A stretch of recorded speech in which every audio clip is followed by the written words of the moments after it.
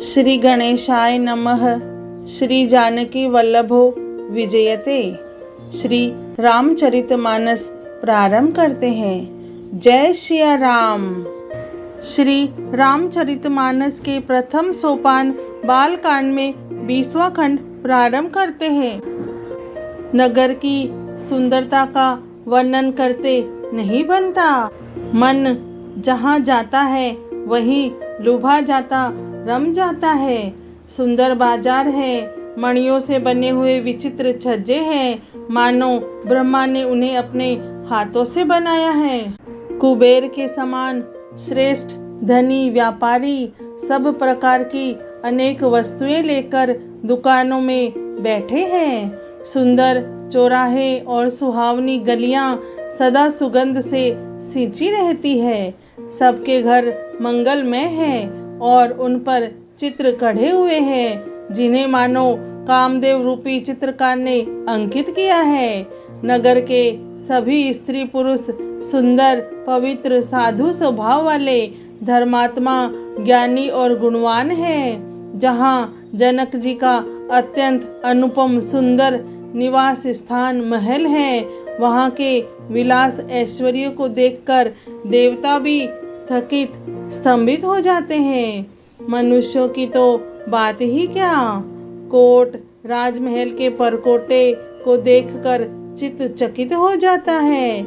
ऐसा मालूम होता है मानो उसने समस्त लोकों की शोभा को रोक घेर रखा है। उज्जवल महलों में अनेक प्रकार के सुंदर रीति से बने हुए मणि जड़ित सोने की जरी के पर्दे लगे हैं। सीता जी के रहने के सुंदर महल की शोभा का वर्णन किया ही कैसे जा सकता है। राजमहल के सब दरवाजे फाटक सुंदर हैं, जिनमें व्रज के मजबूत अथवा हीरो के चमकते हुए किवाड़ लगे हैं। वहाँ मातहत राजाओं, नटों, मागधों और भाटों की भीड़ लगी रहती है।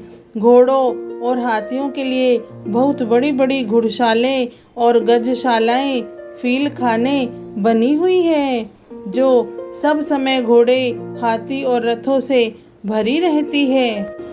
बहुत से शूरवीर मंत्री और सेनापति हैं। उन सबके घर भी राजमहल सरीखे ही हैं।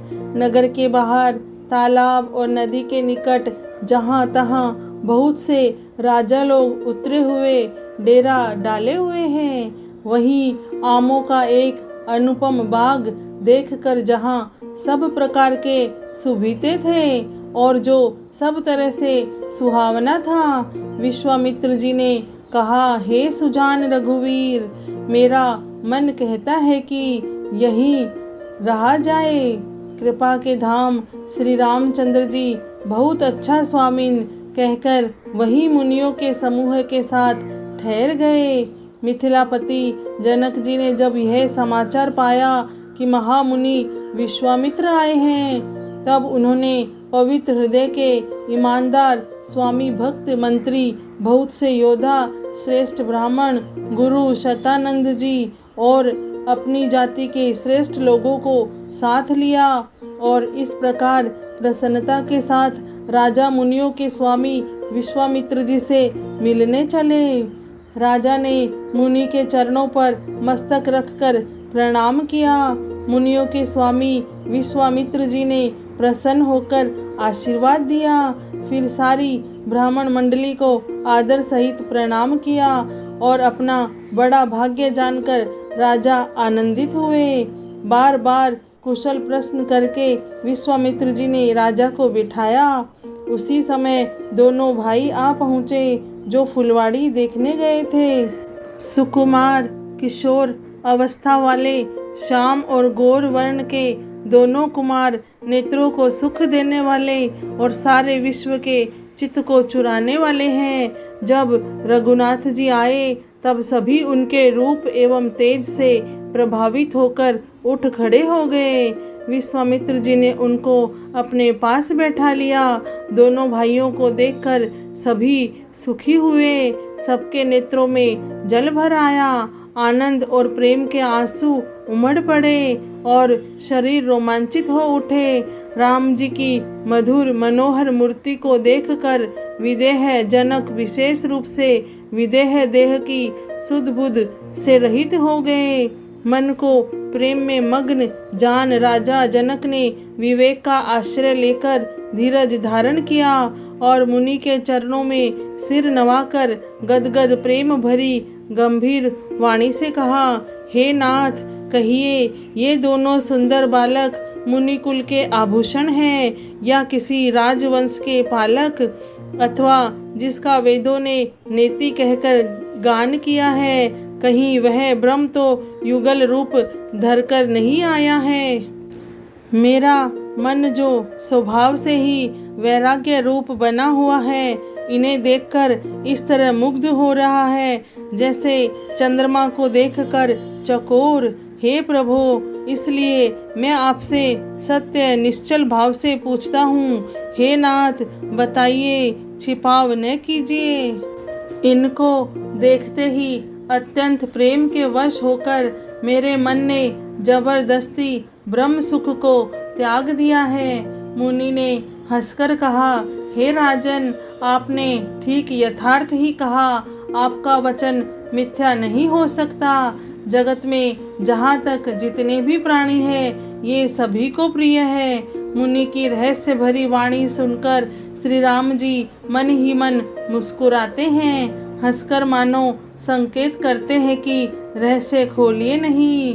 तब मुनि ने कहा, ये रघुकुल मणि महाराज दशरथ के पुत्र हैं। मेरे हित के लिए राजा ने इन्हें मेरे साथ भेजा है।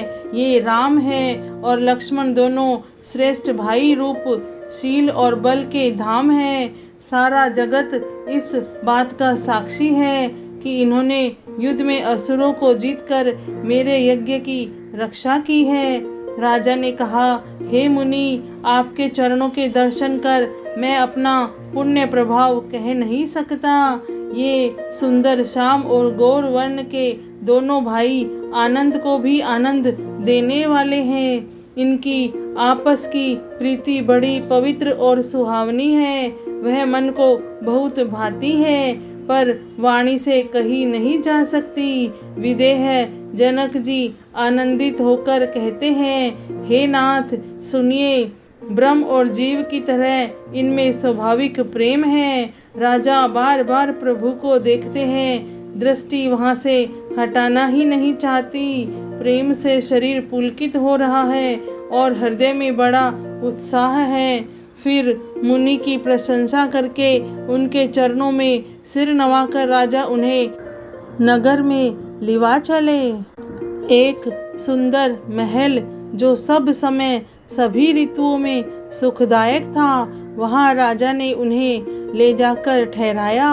तदंतर सब प्रकार से पूजा और सेवा करके राजा विदा मांगकर अपने घर गए। रघुकुल के शिरोमणि प्रभु श्री रामचंद्र जी ऋषियों के साथ भोजन और विश्राम करके भाई लक्ष्मण समेत बैठे हैं। उस समय पहर भर दिन रह गया था। लक्ष्मण जी के हृदय में विशेष लालसा है कि जाकर जनकपुर देख आवे, परंतु प्रभु श्री रामचंद्र जी का डर है और फिर मुनि से भी सकुचाते हैं, इसलिए प्रकट में कुछ नहीं कहते, मन ही मन मुस्कुरा रहे हैं। अंतर्यामी श्री रामचंद्र जी ने छोटे भाई के मन की दशा जान ली। तब उनके हृदय में भक्त वत्सलता उमड़ आई। वे गुरु जी की आज्ञा पाकर बहुत ही विनय के साथ सकुचाते हुए मुस्कुराकर बोले, हे नाथ, लक्ष्मण नगर देखना चाहते हैं, किंतु प्रभु आपके डर और संकोच के कारण स्पष्ट नहीं कहते। यदि आपकी आज्ञा पाऊं तो मैं इनको नगर दिखलाकर तुरंत ही वापस ले आऊं। यह सुनकर मुनीश्वर विश्वामित्र जी ने प्रेम सहित वचन कहे, हे राम, तुम नीति की रक्षा कैसे न करोगे। हे तात, तुम धर्म की मर्यादा का पालन करने वाले और प्रेम के वशीभूत होकर सेवकों को सुख देने वाले हो। सुख के निधान दोनों भाई जाकर नगर देख आओ। अपने सुंदर मुख दिखलाकर सब नगरवासियों के नेत्रों को सफल करो।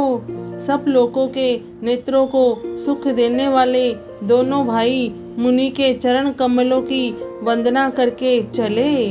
बालकों के झुंड इनके सौंदर्य की अत्यंत शोभा देखकर साथ लग गए।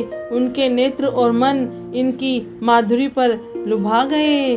दोनों भाइयों के पीले रंग के वस्त्र हैं, कमर के पीले दुपट्टों में तरकस बंधे हैं, हाथों में सुंदर धनुष बाण सुशोभित हैं। श्याम और गौर वर्ण के शरीरों के अनुकूल अर्थात जिस पर जिस रंग का चंदन अधिक भवे उस पर उसी रंग के सुंदर चंदन की खोर लगी है। सांवले और गोरे रंग की मनोहर जोड़ी है।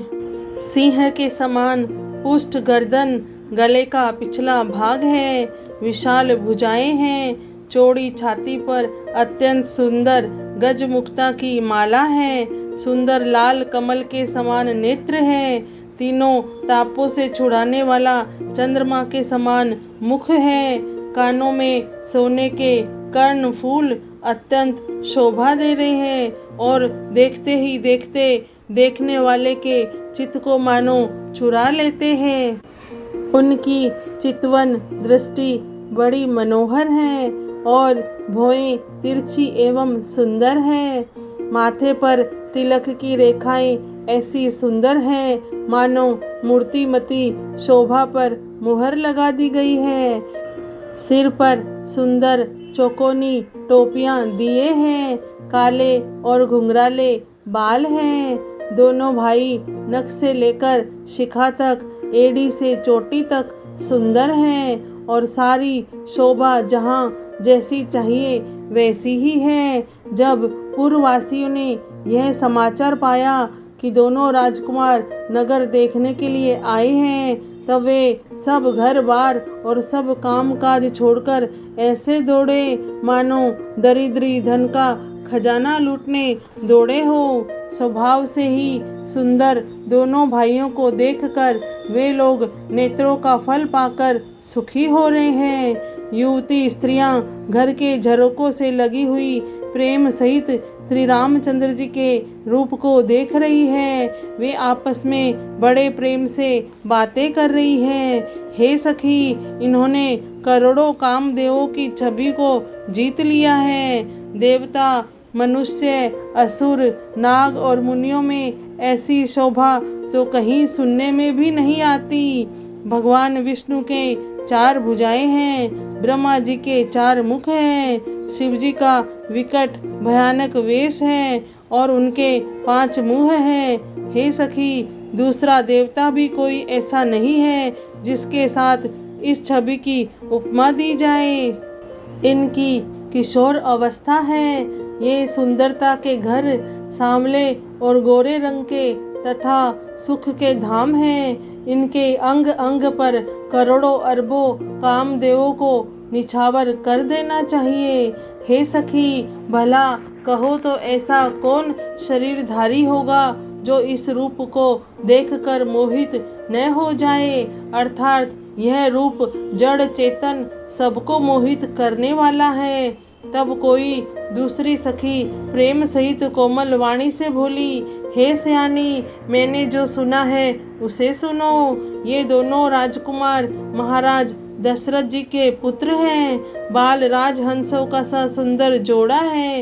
ये मुनि विश्वामित्र के यज्ञ की रक्षा करने वाले हैं। इन्होंने युद्ध के मैदान में राक्षसों को मारा है। जिनका श्याम शरीर और सुंदर कमल जैसे नेत्र है, जो मारीच और सुबाहु के मद को चूर करने वाले और सुख की खान है, और जो हाथ में धनुष बाण लिए हुए हैं वे कौशल्या जी के पुत्र हैं। इनका नाम राम है। जिनका रंग गोरा और किशोर अवस्था है और जो सुंदर वेश बनाए और हाथ में धनुष बाण लिए श्री राम जी के पीछे पीछे चल रहे हैं, वे इनके छोटे भाई हैं। उनका नाम लक्ष्मण है। हे सखी, सुनो, उनकी माता सुमित्रा है।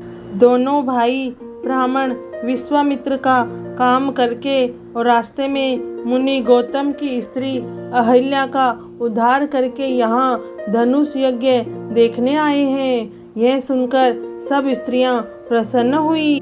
श्री रामचंद्र जी की छवि देखकर कोई एक दूसरी सखी कहने लगी, यह वर जानकी के योग्य है। हे सखी, यदि कहीं राजा इन्हें देख ले तो प्रतिज्ञा छोड़कर हठपूर्वक इन्हीं से विवाह कर देगा।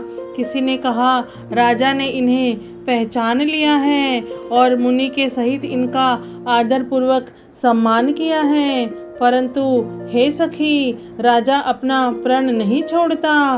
वह होनहार के वशीभूत होकर हठपूर्वक अविवेक का ही आश्रय लिए हुए हैं, प्रण पर अड़े रहने की मूर्खता नहीं छोड़ता।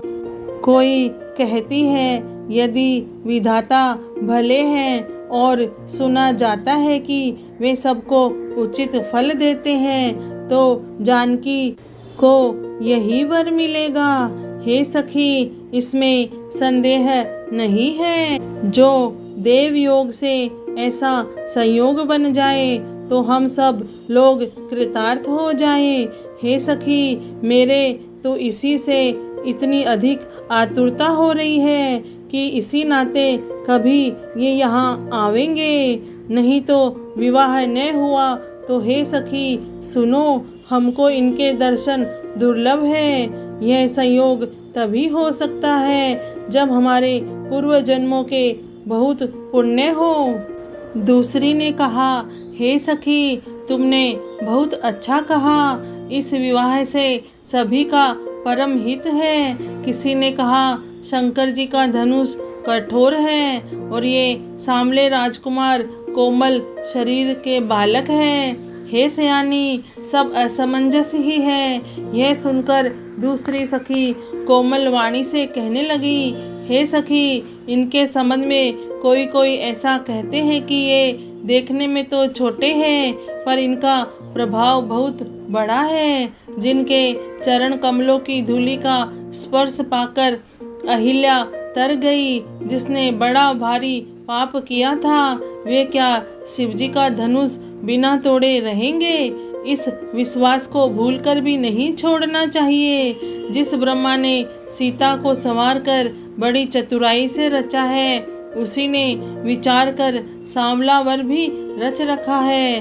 उसके ये वचन सुनकर सब हर्षित हुई और कोमल वाणी से कहने लगी, ऐसा ही हो। सुंदर मुख और सुंदर नेत्रों वाली स्त्रियां समूह की समूह हृदय में हर्षित होकर फूल बरसा रही है। जहाँ जहाँ दोनों भाई जाते हैं वहाँ वहाँ परम आनंद छा जाता है। दोनों भाई नगर के पूरब की ओर गए, जहाँ धनुष यज्ञ के लिए रंग भूमि बनाई गई थी। बहुत लंबा चौड़ा सुंदर ढाला हुआ पक्का आंगन था, जिस पर सुंदर और निर्मल वेदी सजाई गई थी। चारों ओर सोने के बड़े बड़े मंच थे, जिन पर राजा लोग बैठेंगे। उनके पीछे समीप ही चारों ओर दूसरे मचानों का मंडलाकार घेरा सुशोभित था। वह कुछ ऊंचा था और सब प्रकार से सुंदर था। जहाँ जाकर नगर के लोग बैठेंगे, उन्हीं के पास विशाल एवं सुंदर सफ़ेद मकान अनेक रंगों के बनाए गए हैं, जहाँ अपने अपने कुल के अनुसार सब स्त्रियां यथा योग्य जिसको जहाँ बैठना उचित है बैठकर देखेंगी। नगर के बालक कोमल वचन कह कहकर आदर पूर्वक प्रभु श्री राम जी को यज्ञशाला की रचना दिखला रहे हैं। सब बालक इसी बहाने प्रेम के वश होकर श्री राम जी के मनोहर अंगों को छूकर शरीर से पुलकित हो रहे हैं और दोनों भाइयों को देख देख कर उनके हृदय में अत्यंत हर्ष हो रहा है। श्री रामचंद्र जी ने सब बालकों को प्रेम के वश जानकर यज्ञ भूमि के स्थानों की प्रेम पूर्वक प्रशंसा की। इससे बालकों का उत्साह, आनंद और प्रेम और भी बढ़ गया, जिससे वे सब अपनी अपनी रुचि के अनुसार उन्हें बुला लेते हैं और प्रत्येक के बुलाने पर दोनों भाई प्रेम सहित उनके पास चले जाते हैं। कोमल, मधुर और मनोहर वचन कहकर श्री राम जी अपने छोटे भाई लक्ष्मण को यज्ञ भूमि की रचना दिखलाते हैं, जिनकी आज्ञा पाकर माया लव निमेष पलक गिरने के चौथाई समय में ब्रह्मांड के समूह रच डालती है। श्री रामचरितमानस के प्रथम सोपान बालकांड में 20वां खंड पूर्ण हुआ। जय श्री राम, जय सिया राम।